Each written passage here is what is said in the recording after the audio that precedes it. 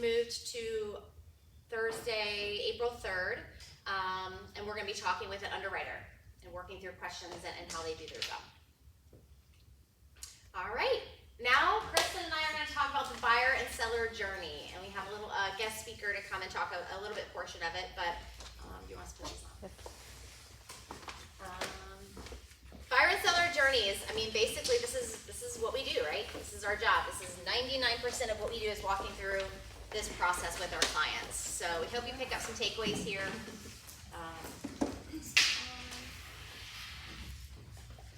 So one of the things we're going to hit on today is not just about like standard service. We all know what standard service is, from transaction to closing, all the steps you need to go through, the home inspection, the appraisal, all that. We're not going to hit on that today. But we want to talk about the client experience. So Shep Hyken said, the customer experience is the next competitive battleground. And in real estate, this is especially true. Clients have so many options. Everybody knows a million different agents. And so we really want to focus on how to be exceptional. And if anybody has read the book Unreasonable Hospitality, this is kind of like a book that like hits this point a lot. It talks about going above and beyond. Like, we're not talking about just the standard non-negotiables. So one of the things that Shep will talk about in a lot of his trainings is that if you go to a restaurant and you have a satisfactory experience, so yeah, it was satisfactory. Are you a raving fan? No. And that's the new baseline now, right? If you go and your expectations are met, you're probably not leaving a review. You're probably not telling everybody you know about a restaurant. Your expectations are met and they did a good job and it was satisfactory, but that was it. And so we really have to become above that. We have to have a great experience. We have to elevate that so that they come back as referral sources, right? So they tell everybody they know. They become a walking billboard for you. So we're going to talk a little bit about how to set, here's the non-negotiable, set your expectations, or I guess meet the expectations and be satisfactory, but then how do you go about that? So just a few things that are non-negotiables. The client is serviced and the client is satisfied. You have to know the contract given. No exception to that. You have to be on time. Punctuality is expected. Do not be late. You have to be professional. This includes dressing professional. These are all baseline things. We should not expect raving fans from these things. Be responsive. Answer your phone. Respond in a timely manner. All of those things. And responsive is so funny, right? Because like, you'll have a client who calls you and you're in closing. It's an hour closing.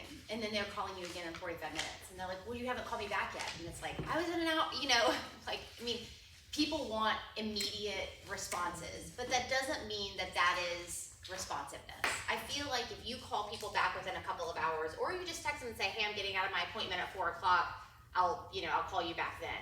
It's just setting the expectation of what responsiveness means. When I'm in a listing appointment, I straight up tell people, I say, my phone is in my bag right now.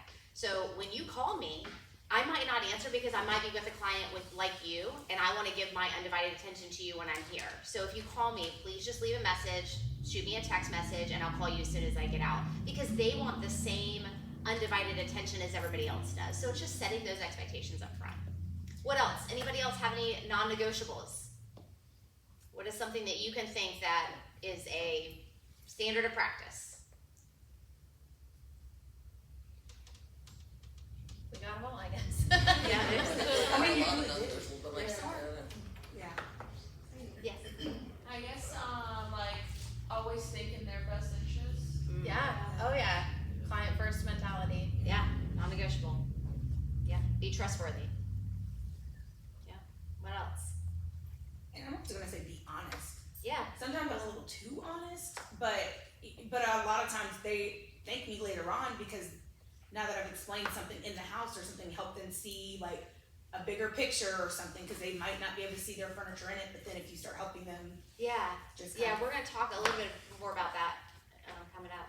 But yeah, be honest, there is a fine line. It's like the finesse of honesty, right? And it's like you can be honest without being brutally honest, right? It's like learning those words to kind of like soften the blow for people. Because you may be a person that can take that like rough conversation in a harsh way, but they may not be. So it's also about learning how to finesse your language and finesse your conversations to meet and match the other person's personality. So, what else? I think,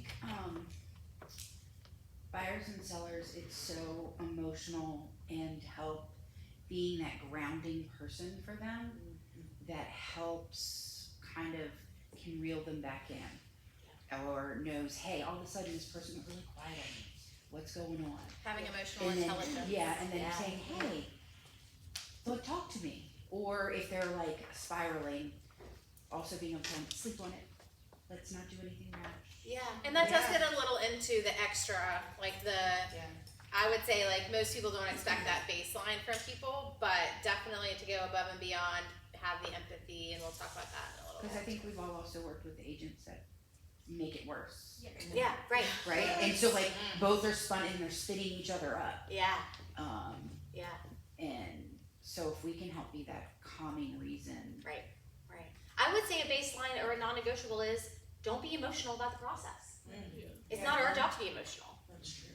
So I think that's a good way. Even if you can't read the other person, you know how to control your emotions. Yes, Chris?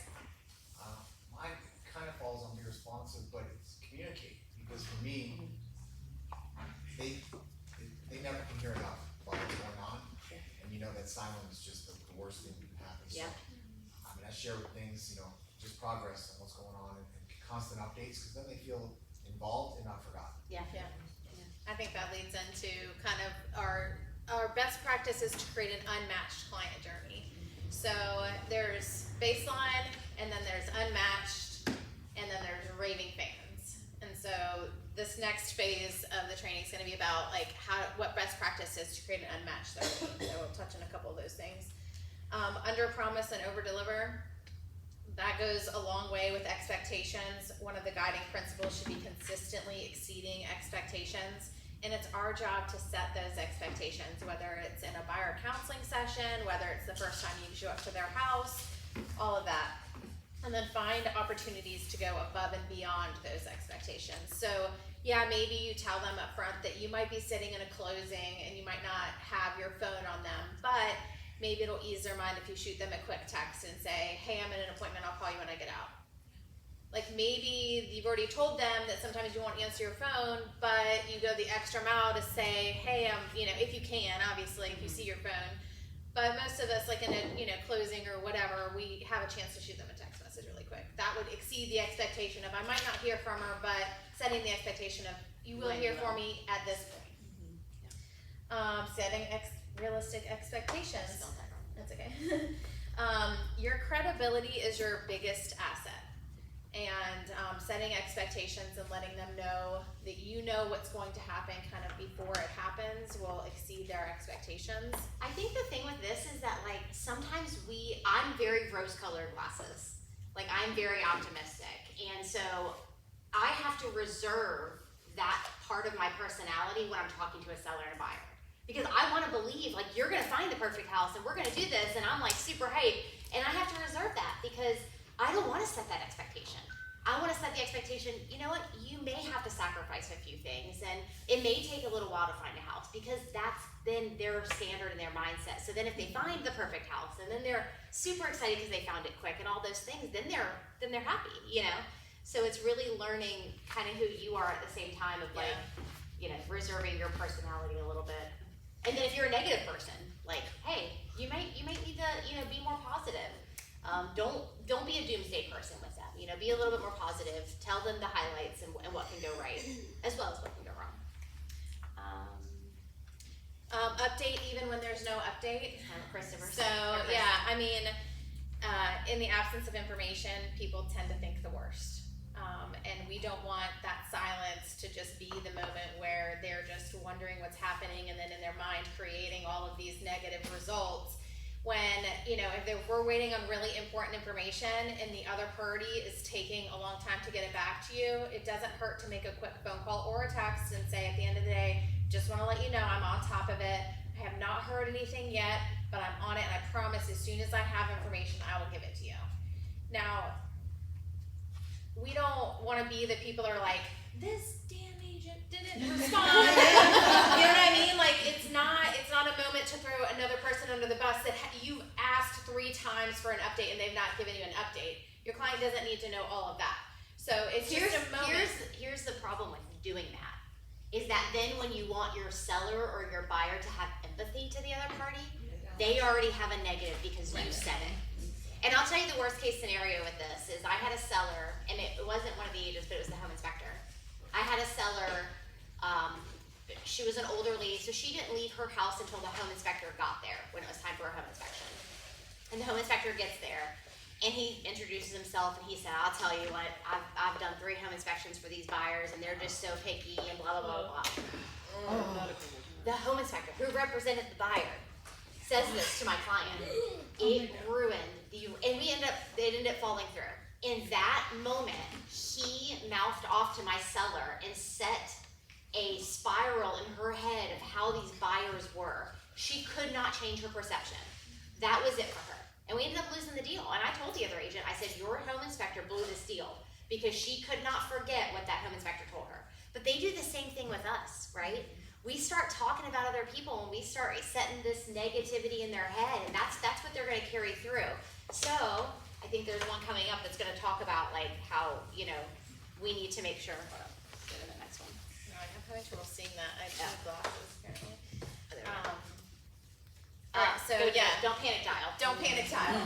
And this basically means if there's a problem, don't pick up your phone and call the client immediately and tell them that this is the problem. And I've never run into this before, but I'll find a solution. Find a solution, ask all the questions of the related parties, gather as much information as you can, because our clients are trusting us to handle the complexities of this situation. I would not be mad at you if you didn't tell your client about one problem that happened. They don't need to know all of the problems. That's why they've hired us. And so yeah, there's a moment in time when you're like, okay, I'm gonna have to call my client. Don't wait days to do it, but those are fire drills that need to be solution-based. Figure out all the information, then call them with the solution. All right? Be proactive, not reactive. This is so important. And I know this is hard because this is a lot of experience, right? Like experience drives what you know to be proactive about. But it's okay to like talk to each other and hear and get the ideas. Anticipate potential challenges and address them before they escalate. If you see something that could be an issue on the contract, address it now. Don't wait for it to become a problem. I got into a pretty heated argument with an agent in my office one time who basically we were talking about the way something was written in a contract. And he believed that if you're representing a seller and it's to their benefit, you don't point it out.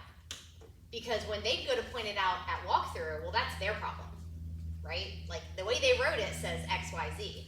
And I was like, no, point it out now. Because why would your seller want a problem at walkthrough?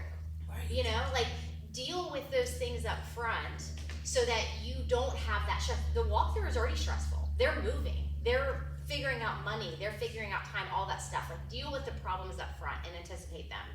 Like items to convey section is the perfect example for this. Say you have a refrigerator, it's in the listing. I'm pretty sure Your that's what it's seller intended to leave the refrigerator, but they didn't write it in the offer. Do you just tell your seller, hey, they didn't leave the refrigerator, sell that refrigerator for $500? Or do you call the other agent and say, I just want to be sure before I tell my seller that you don't want the refrigerator, that you do not want the refrigerator. Most of the time, they're like, oh shit, I forgot to put that in there. Let's go ahead and put it in there so that everybody's expectations are met. Yeah, absolutely. Mastering difficult conversations. We have a whole. Sorry, real quick. Go ahead. I wanted to mention about the proactive and just the experience. We talk a lot in Tuesday's transactions training about things that other people are going through. So it's a really good way, like this past week we talked about some different loan challenges and different things with lenders, and Brandon shared an experience that he has right now that multiple other people can now use that experience to help be proactive moving forward. So, you know, situations like that are great to learn from other people too. I know a couple of you in here come every Tuesday, and it's just a really great opportunity to talk about actual transaction stuff that can go wrong. So just a little plug for my Tuesday. Yeah.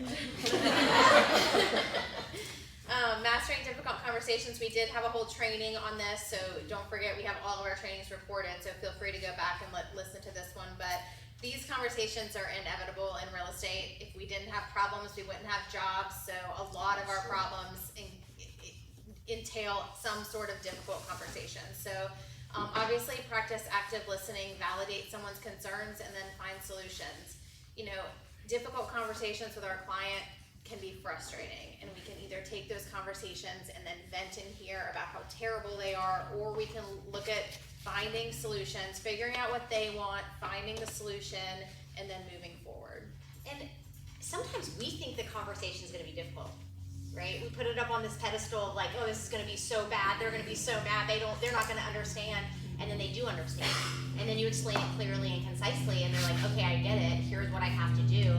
You know, Lee and I talked last week about one of the hardest conversations everybody's struggling with right now is commission, right? Is that not the hardest conversation of, I don't know if Lee, you wanna speak a little bit about, I mean, she gave me a stat that like blew my mind, and I don't know if you wanna talk about that. I was petrified when all this came out last year, but what I was telling Shannon last Friday is that it has been the greatest thing to happen to me in my business.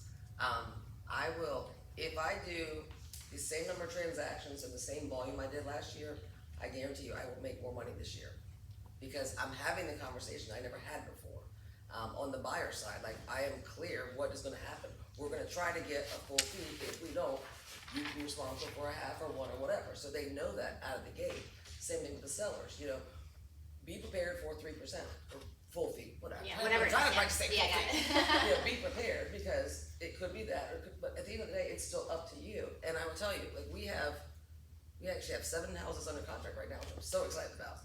And of those 7, there's a full fee of every single one of them except for one, and that's only because it's a friend of mine's mother, and you know she was looking, and they went to this house and talked to the seller, and that's what they agreed on before I even was in the picture.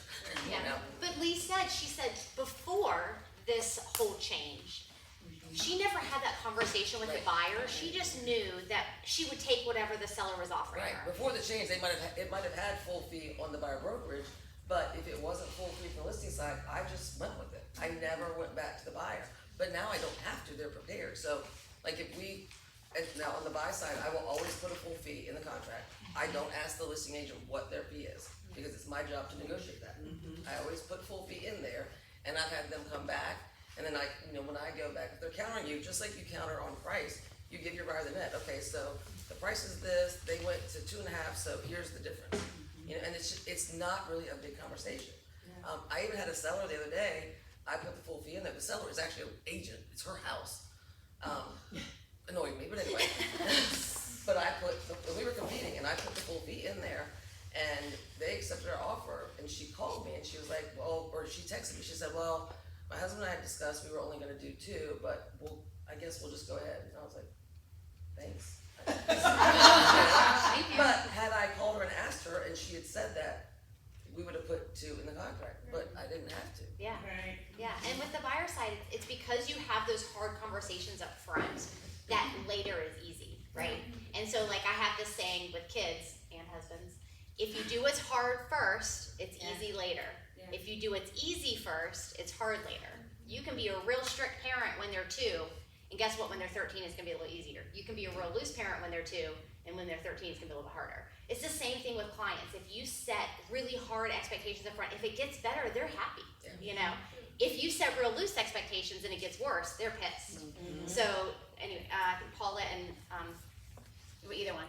Well, I think like the number one thing that's come out of my commission conversations that I didn't think would happen is my client saying to me, of course we'll pay you, like you're worth it, or, Yeah. you know, we're gonna make sure you're taken care of. Right. And I think that trust and that like, just confidence that they have in me helps me do a better job. Right.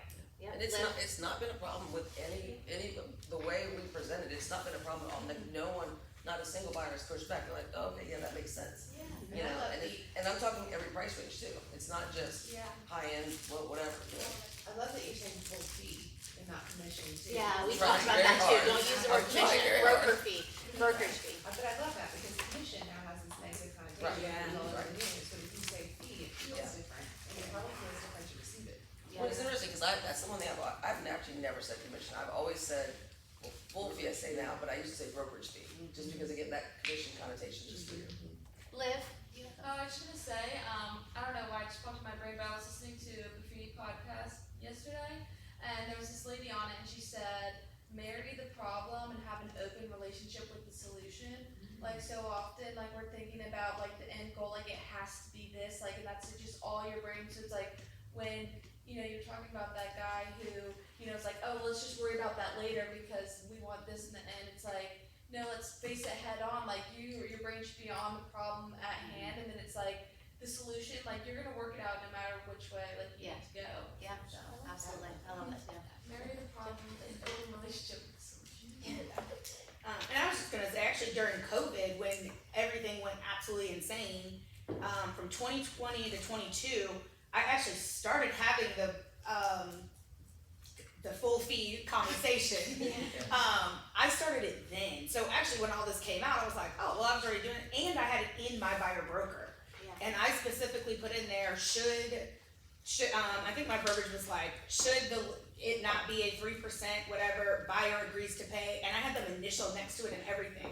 So they could never say that they didn't see it, and a lot of times they were like, yeah, no problem, like, you've worked hard. And We you went visit- back and they paid? Yeah. See, I didn't do that before, Every- which is weird, I don't know I why. didn't either. I didn't never ask. did. It was just like, they didn't even know sometimes that I took. Right, Yeah. which is, I have which like is part three of right like, now where they are paying a little bit of difference. yeah, which is part of creating a good experience. If they know that you ended up having to take a cut, Mhm. like they should know that, you know, and not in a way to make them feel guilty, but in a way that they know that their best interest is in the forefront of your mind. Yeah, but yeah, that's home 2020. Yeah. All right, so this kind of goes to unclear. Yeah, I love Brene Brown, but she says clear is kind, unclear is unkind. Yeah. So if you can just think about it like that, like you want to be a kind person. When you are unclear with people, when they do not understand or you're not setting the right expectations, that's unkind. It's going to cause them some sort of turmoil. Particularly relevant in real estate transactions, which are very complex and extremely emotionally charged. So. Next section, we're going to talk about best practices to make a great buyer and seller journey. So first, we're going to focus on the buyers. Have a process for lead acquisition. So how many times, I feel like sometimes for me, this is the most panicked situation. Oh, you get a lead and what do you do with it? How many people have like a system? They know exactly what they're gonna do with the lead, where it came from, where they're gonna put it. Paula has one, all right, Anna has one. I would encourage all of you to literally, even if it's just a Word document and you sit down and you think about what the flow of your lead is, where are your leads coming from, what is your next step? For us, really our next step is to send them a questionnaire. We have an automated questionnaire and we can, have it in here. You wanna go over that? Yeah, we'll kind of talk about the next one too, but always hold a buyer counseling session. yeah. So we're gonna talk about the questionnaire with this also, but always hold a buyer counseling session. Always hold a buyer counseling session. I can't say that enough. It doesn't have to be sit down in here for an hour, come into the office. It can be a Google Meet. It can be a FaceTime. It can be a phone call. Just say, hey, you know, we're gonna take 30 minutes to get to know each other. We're gonna make sure that you know what my expectations are and I know what your expectations are. It is so important. It really just eliminates so many things that can go wrong. So let's talk about that for a second. We can go to, these are our buyer questionnaires. This is our electronic version, which is a Google form. Very easy to do on Google Forms. It is, you can put like a little, you know, header at the top, and it's just basically asking them all the questions. We have in our notes section of our phone, we always have a copy and paste version of this, so we have a conversation with our clients.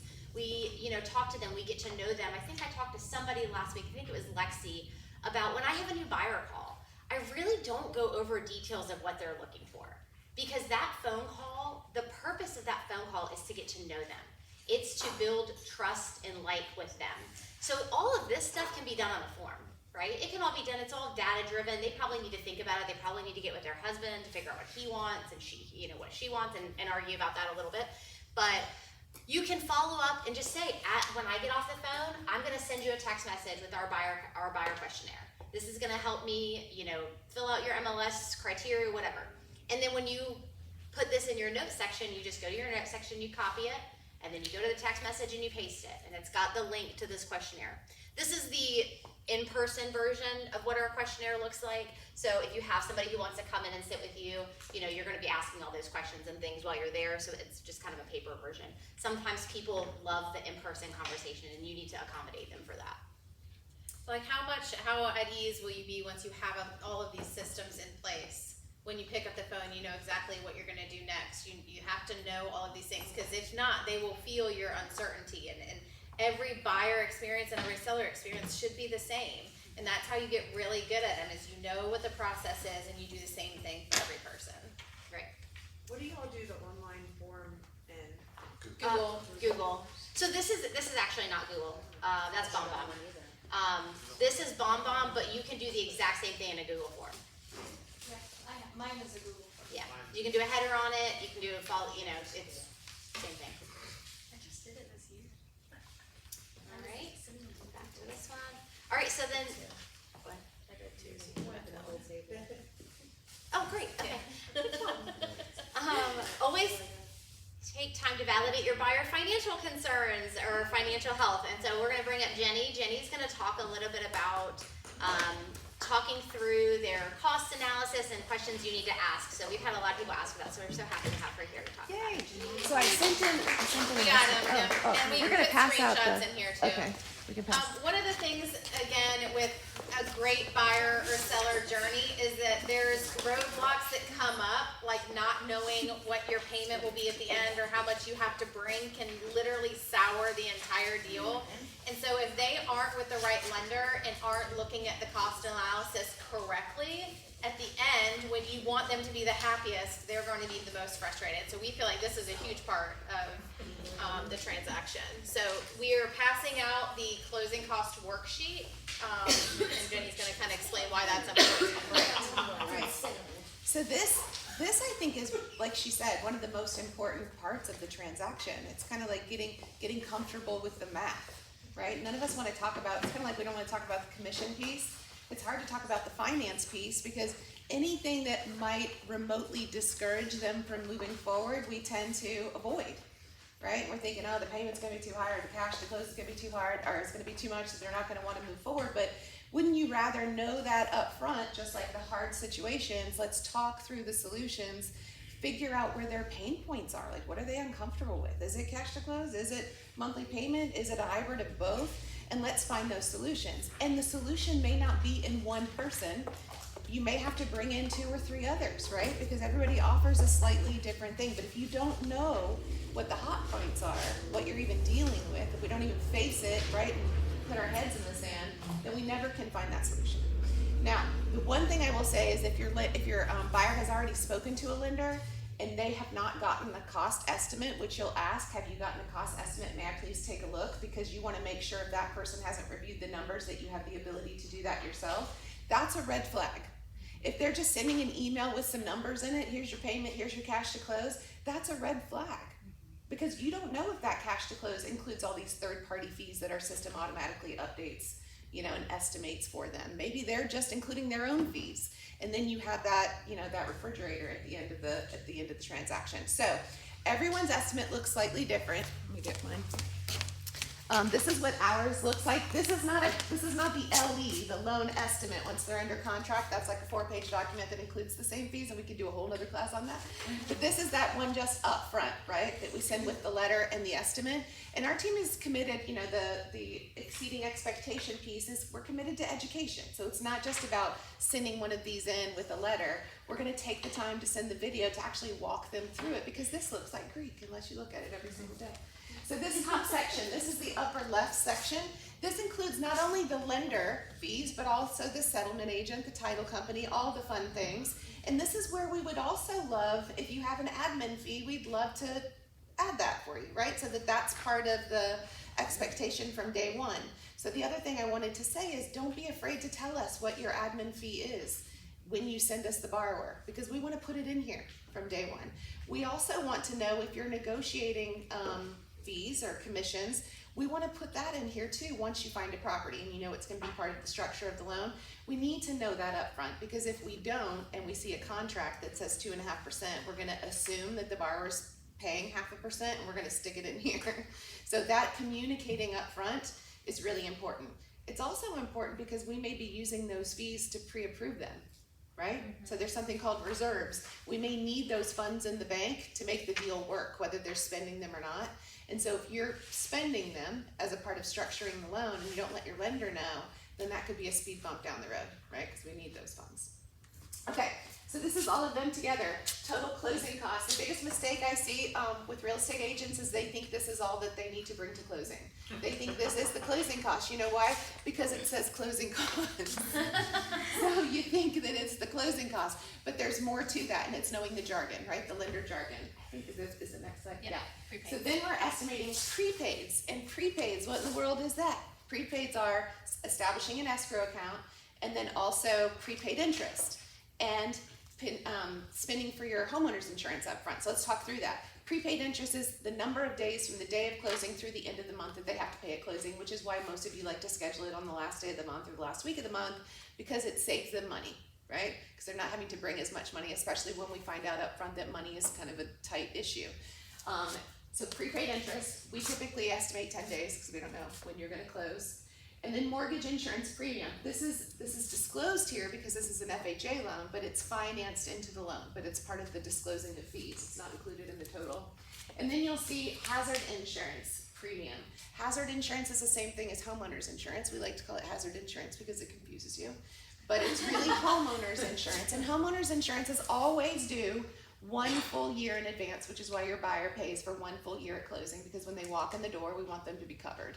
And then we have to establish an escrow account, which is just a fancy way of saying a savings account that we hold in the buyer's name with a certain number of months of taxes and a certain number of months of insurance. So how do we know how many months to put in? It depends on when the taxes are due next, right? So are they due twice a year, they do once a year, they do quarterly, whatever it is based on where they're looking, that's when we'll know how many months we need to collect. And we also kind of estimate, the closing date, but the most it'll ever be here is 7.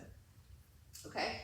Flood insurance, it's good to know that up front. We always ask, is it in a flood zone? We have a little cheat tool that we can use. Is it in a flood zone?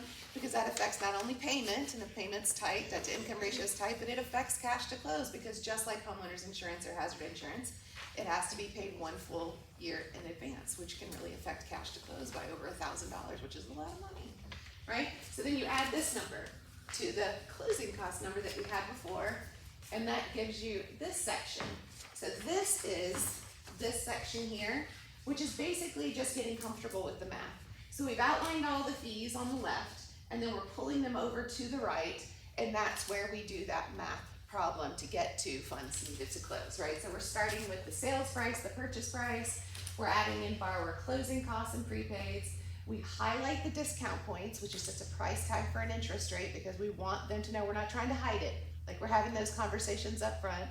So we're highlighting the discount point separately, and we add everything together. That's the total due for the purchase of this piece of property is $371,447. Below that, we're kind of backing out all the credits. Where's that money coming from? Well, it's coming from a loan, and it's coming from other new property loans. This is an FHA Plus loan, Virginia Housing, first and second. So this is that second loan. It's covering the down payment. So when you add that together, that's the total number of loan credits that they're getting. And then if we had any credits here, like earnest money deposits, seller concessions, if you guys are contributing, whatever it is, we would put that here. And that's how we get to this $21,312. Okay?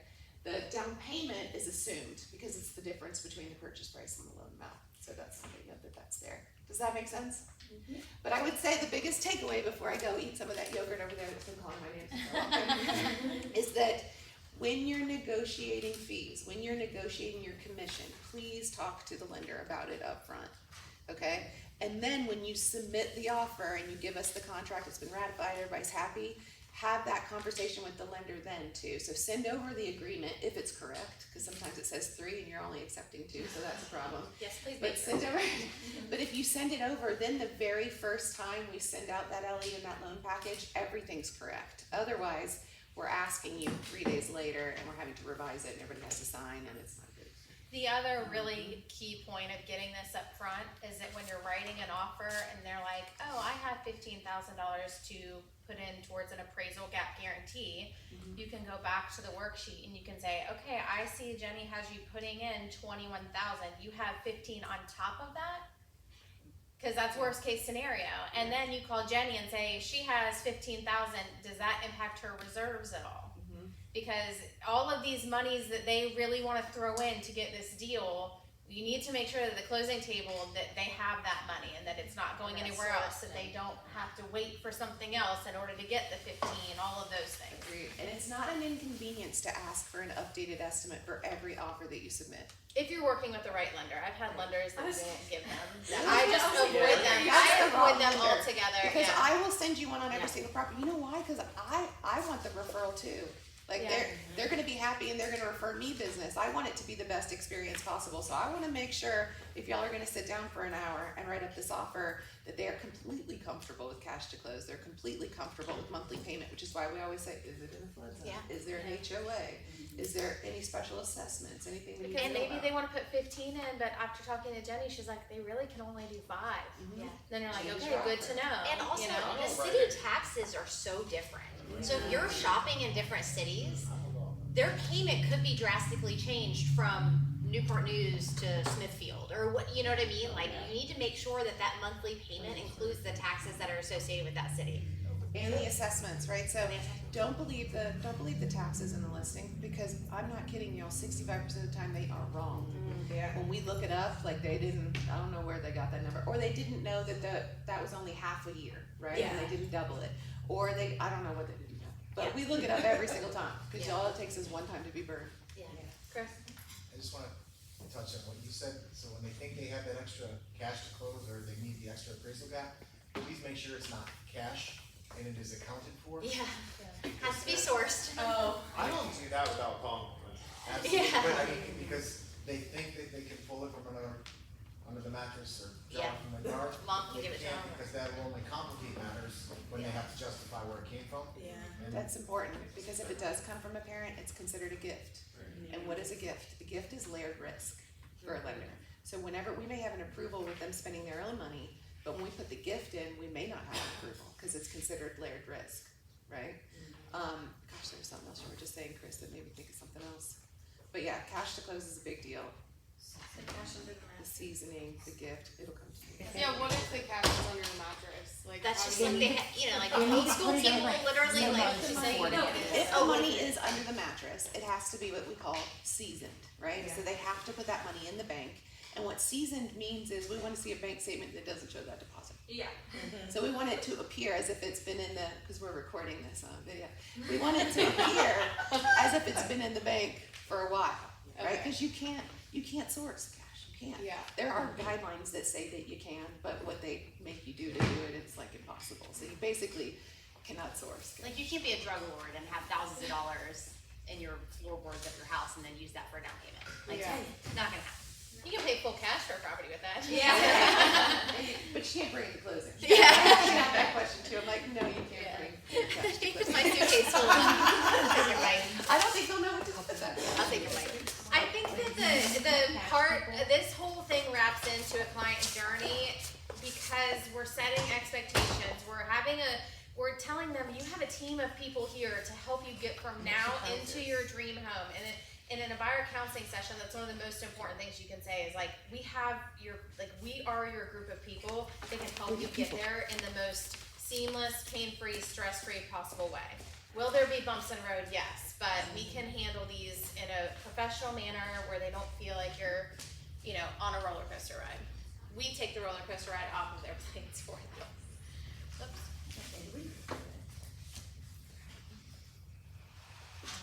From beginning to end, make it personal. So, Unreasonable Hospitality book, again, I'm gonna mention it, but it talks so much about this. Throughout the process, you really need to get to know your client. During house hunting, during the home inspection, all of these are opportunities to get to know them. Do they have a dog? Do they have children? What are their names? And It's perfect. Like yesterday, I was at a home inspection and I was literally texting Sherry and Judy, like, hey, just information about my client. He likes to kayak. He loves to read books. Like, it kind of helps you also log, like, what are you going to do for a closing gift? Yeah, You like know? if they have a dog and they're moving to a different city and their dog, their dog's name. Like we've done dog tags at closing with their new address and the dog's name on them. Like, those are the things that are gonna set you apart, and it's gonna tell them that my agent cares about me. They don't just care about this transaction and this transaction closing, but they took the time to get to know me and like what my family's all about, so. I know this is make like it personal. super creepy AI, but like at the home inspection yesterday, my client was talking about where he's gonna put all of his books. And he said he has thousands of books. He's read like, I mean, I can't even, he said he read like 60 some last year and like 82 the year before. Like he's a heavy reader. And I went on Amazon last night and there's these like shelves and you put books under them. And it was really cool. And I was like, okay, I ordered one for his closing gift. Cause I'm like, he was just talking about that. So again, super creepy AI stuff because I would have never found that otherwise. But if we hadn't had those conversations, then I would have never known that he was struggling with where does he put them all. Yeah. And then best practice, there's always at least 5 for a buyer that I can think of, and probably 5 or more for a seller that I can think of, but there's always things that you're gonna have to repeat every transaction. And so what better way to do this to make sure you hit all the points in those the conversation than to write a blog or make a video on it that you can use over and over again. Shannon and I have a list of blogs that were like, you know, hey, we just booked a home inspection. How to prepare for your first home inspection. Send them the link. You see, literally cut and paste the link from the blog and you send in a text, say, hey, your home inspection's in 2 days. Here's some light reading on what to expect. And that goes everything from bring a tape measure, right? Because you're not just trying to solve their pain points, you're trying to solve your pain points. The worst thing you can do is sit at a home inspection for 3 hours one day, and then 2 days later they wanna go back to measure shit. And you're like, couldn't you have just measured shit when we were there? But So you will go back because you want the client experience to be great, but it Yes. does, it helps. So if you tell them up front, bring a tape measure, you know, we can measure stuff for your curtains or your couches or whatever. You can say, don't bring every family member, right? Because we want you to be focused on what the home inspector's saying. And when you bring other people, then it distracts you from the purpose of the home inspection. There's other stuff in there, but here's what they're supposed to do as a buyer when they're at the home inspection. Same thing with the seller. Our seller side says, you have a home inspector coming. Here is what he's looking for. Here's a couple things you can do right away that will make this home inspection better. Change your filter. I don't care if you did it last month, change it. It should be new when the home inspector comes. Declutter the area in front of the HVAC system. Make sure they can get access to the attic. All of those things will eliminate bumps in the road when you're getting a call saying there's 1,000 boxes and totes in front of the HVAC and we can't inspect it right now. Make sure your gas pilot light is on your fireplace, even if it's the middle of the summer. Little things like that. If you have to repeat things multiple times, put it in a blog, put it in a Word document or a Google Doc and share the link with them. Very easy. And if you guys need, we can have a whole brainstorming session on everything that needs to We go don't in even there. need to do that. Go into ChatGPT, ask them what are things that sellers should know. I am not even kidding you. You do not have to be a writer to do these things. Pop it in ChatGPT. She's trying to bring us together. Yeah. What I was gonna say real quick before I leave is that words matter, and just like not using commission and using the beep, whatever that y'all use, we've done the same thing. So using the word pre-approval, when you say the next step is to get pre-approved by a lender, that automatically puts that there's a sense that I might be rejected, right? There's a sense that it's a win or a lose. So what we're saying now is, have you established time to create a profile with your lender? Have y'all gone over some numbers? Cause I need to get a letter from them. Yeah. But if you say profile, there's no rejection, Right. right? Because if it's establishing a profile and they're not ready, well, now we're working on a credit path. You know, we're not working on the fact that it's in your denial list. You know what I mean? But it feels different. It feels different. Then they're more apt to do it than they are to just hold back because they're afraid. Right. Good point. All right, now we're gonna move to, anyone have anything else, best practice for a buyer journey that you do that your clients love every time? Oh, I was just gonna say from like the make it personal thing, a lot of times stuff that I hear from, different clients of, different real estate agents where, I don't wanna bother them. Like, but I don't wanna, like, people even sometimes like, will message my mom or me and like, hey, I don't wanna bother my real estate agent, so let me ask you a question. It's like, in the most professional way, you have to be, make them comfortable enough to you're, shoulder to lean on, that's your whole job. Because I feel like sometimes people, obviously in the most professional way, but sometimes people hold such a high professionalism that they're scared to even talk the thing about systems is it frees you up from all the like little stuff that you can spend more time in the relationship, in the counseling or therapy that the buyer needs. You know what I mean? So it's such a good point. How do you approach that when you have a client who continuously is telling you, I don't wanna bother you, but I don't know how many times I've said, you're never a bother, I'm happy to help, I want to be here. Yeah. Okay. Here's how you solve that. Call them the next day and said, "Hey, I know we talked yesterday. I want to see if you had anything else." Yep. Then you're asking them, is there anything else I can do for you? Do you have any more questions? Yeah. Then they're like, "Oh, she's reaching out to me. That must mean she's okay with it." Okay. You know what I mean? Yeah. So being the proactive instead of the reactive Yeah. will help them feel more at ease about that. That's good. I was saying thumbs up, that's Okay. good. And then I just have one more thing, cause I know like not everyone is a team, like me and my mom are a team, and I think that, I mean, it's really changed since you guys had the idea of, throw everybody in a group chat, you know, like me, my mom, you know, husband, wife, all of us are in the group chat, and it's just like, we can respond so fast, and it's like, if my mom doesn't respond right away, I'm responding right away, and it's like, we can see what's clearly been communicated, like, I mean, if they call one of us, then we, you know, communicate on our own, but especially in that group chat, it's just like, always having someone that's there, it's like, literally yesterday, we were in a group chat with our clients, and one of them texted, like, cause we had just sent out the offer, they're like, you know, how long does this take, like, take your back, you know, the comment, like, you can tell that the anxiety is starting, and I went to go respond, and my mom's message popped up, and it's like, I know that it's nerve-wracking, but typically, you know, whatever it may be, Yeah. I don't know, I just felt like that is like, if I was buying a house and I had that, it's so comforting. Yes. Yeah. Yeah. That was a game changer for us, but For sure. like we only started that like 2 years ago maybe. Yeah. And it's fun, you can put the house as the group Yeah. chat picture and then you can Yeah. name it something fun and it kind of just sets the tone for like here's where all of our communication is and Yeah. Just to throw out Anna does a lot of voice texting, so she'll send you like a voice memo, but like it's a great thing to do when it's a very long text message, Yeah. or it's an emotionally charged, that's not necessarily a negative thing, maybe you're really happy, or maybe you're really concerned and you need them to hear that inflection in your voice, but they can't have a conversation right now. Send them a voice memo, because then they can listen to it. Now, it goes away, right, after. No, I think it depends on the setting on your so- phone. Yeah, Oh, so okay. why I do it is one, so I can instantly respond, because I can drive and just hold it and, you know, whatever. But also I feel like so often we say things we don't realize that people can take offensively. Yeah.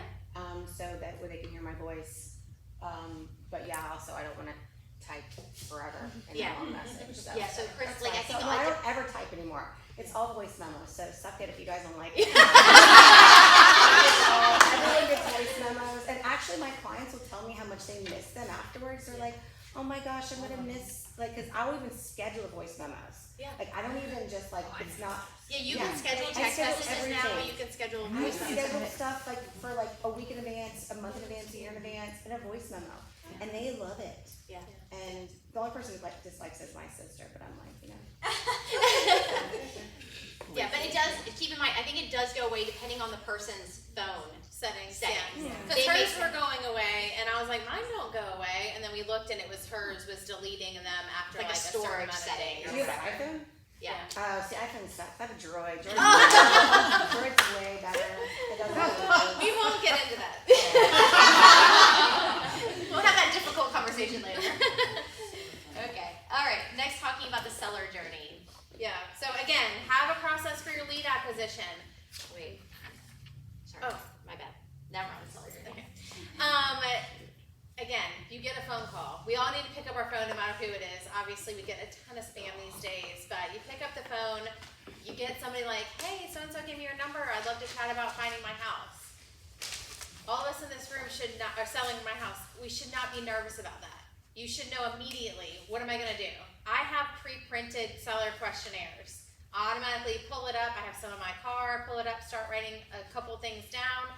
And then you should know, like, what are your talking points? Why are they moving? Like, have a list of questions that you can remember that you just know what to do. Have a system.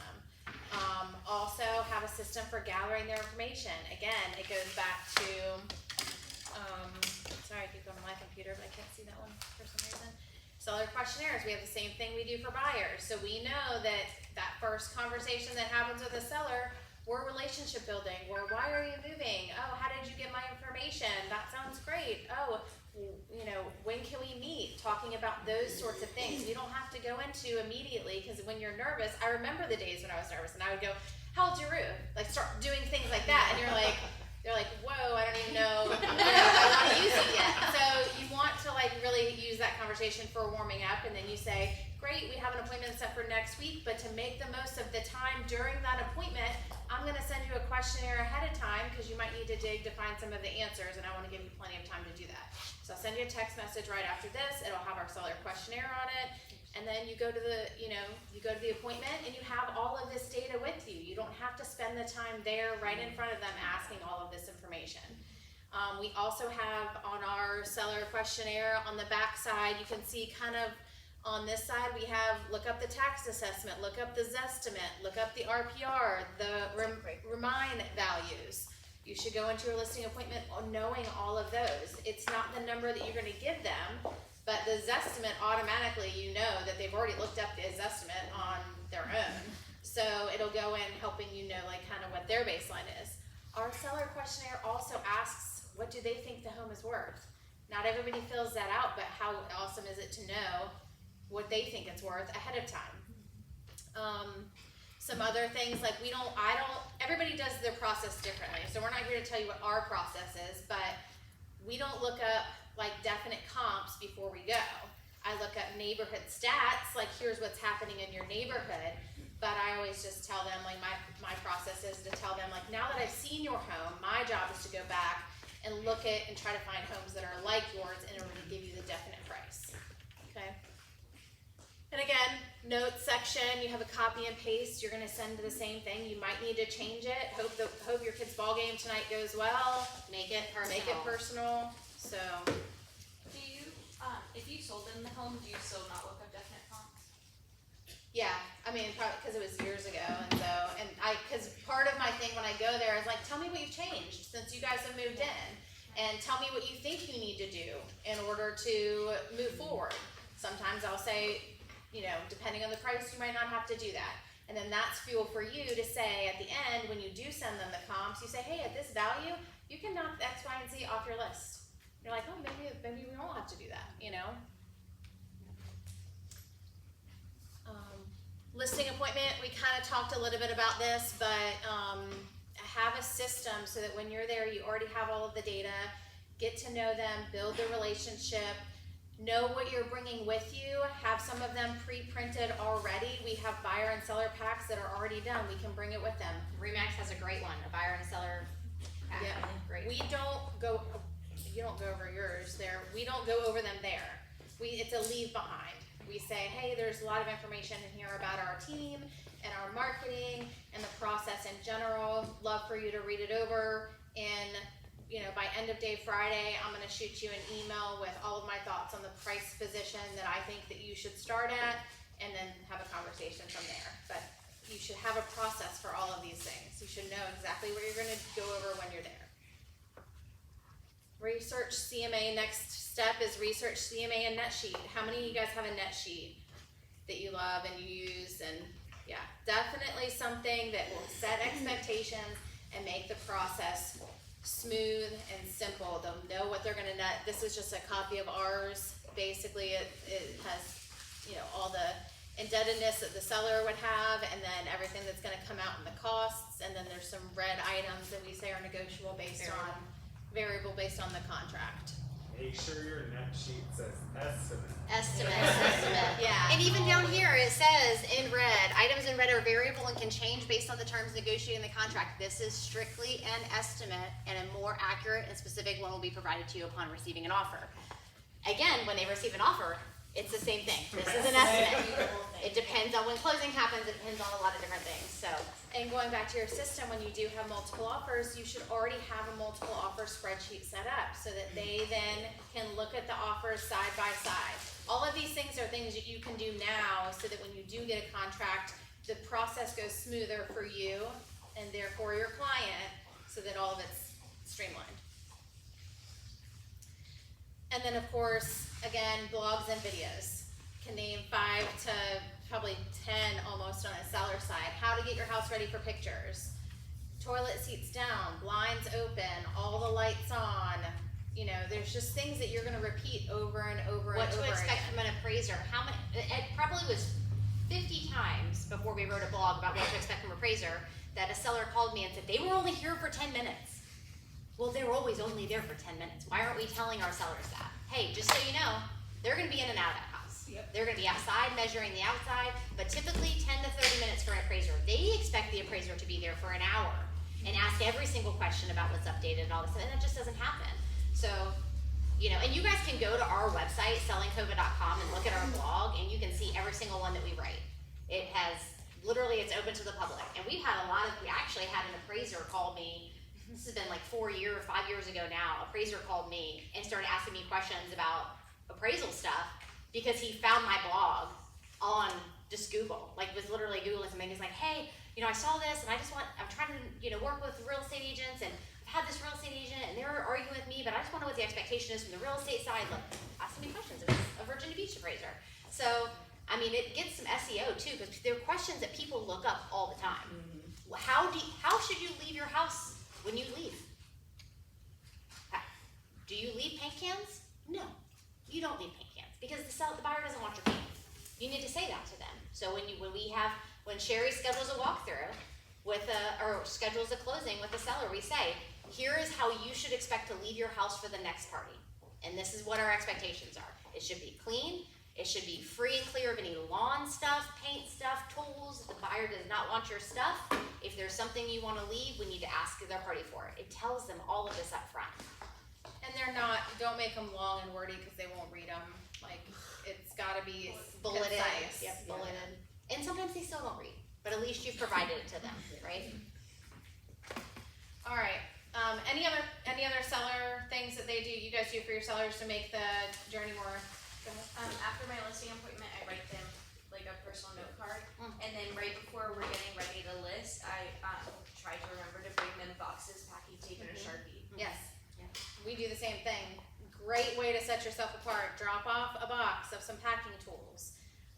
I mean, any little gifts, and that kind of goes into like the raving fan section, but like any gifts that you can give them that will help them along the way are huge. Like we talked about making things personal, finding out what their kid's room is now. Is it Elsa? And she's sad about leaving her Elsa room, like get her an Elsa pillow for her new bedroom. Like all of those things that they will remember you. They're not gonna remember you if you just meet the standard. One more thing I do, if it's like a really sentimental sale, like I just sold my client's aunt's house and she grew up next door walking over to the house, so I commissioned somebody to make like a watercolor print of it from the view of her walking towards her aunt's house every day. Oh, And I knew it was gonna get torn down, so. yeah, that's awesome. Yeah. All of that stuff is important. So I guess I'll say something. Yes, yes. So I didn't mention this in the buyer, but I think a lot of people forget that people won't be so overwhelmed if you explain them the process. So I have emails where I tell my clients, like, feel free to ask me questions, but if I haven't told you, it's because we're not there yet. And so I send them emails that I have, it's already like, this is like for the next steps, like, you know, you under contract. You know, get quotes on homeowners insurance. Like, people don't do that while you're under contract before the home inspection's removed, because if the house has any issues that came from, like, you know, multiple claims, then you don't want someone who's gonna have like homeowners insurance super high because the house has had multiple claims. Yeah. So I tell them all these things, and I don't actually have to talk to them, I just schedule these emails.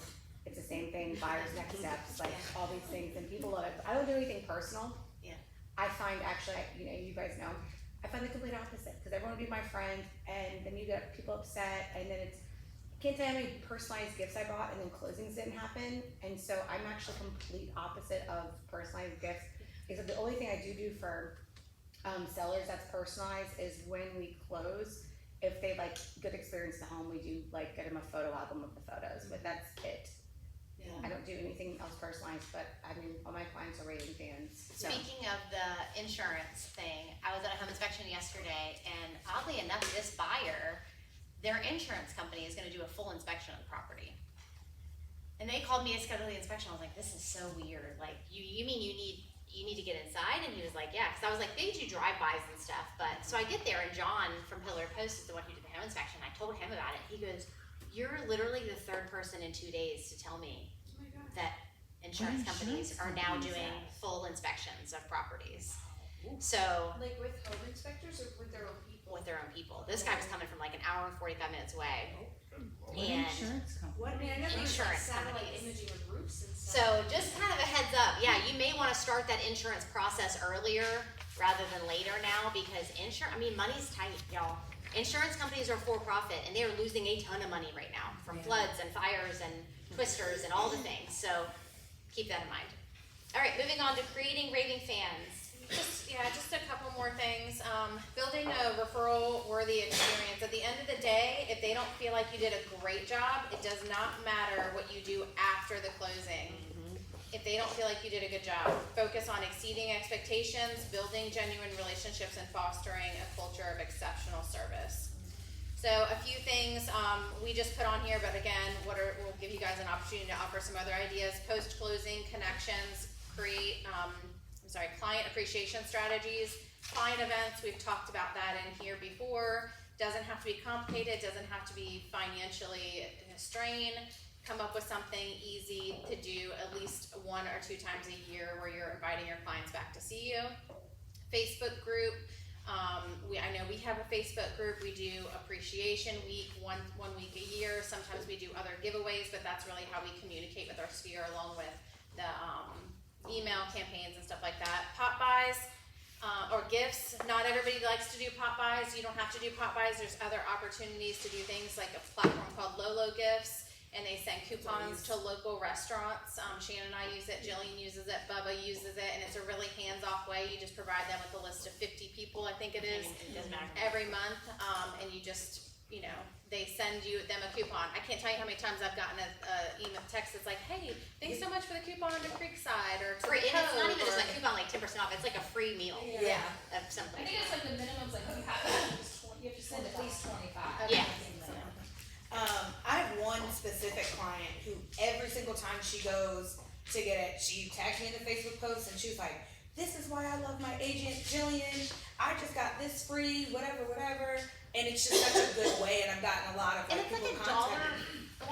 $1.45, something like So that. mine is $1.75. $1.75. Yeah, I think it's $1.75 per thing, and you can edit and change and take out and move people around. You And can skip a month if you want. Yeah, you can skip a month, whatever it is, but for $80, and you also, they send you the email when they use it, so then you can also reach out, and I do that. I'll like, hey, I saw you use whatever, oh, how did you enjoy it?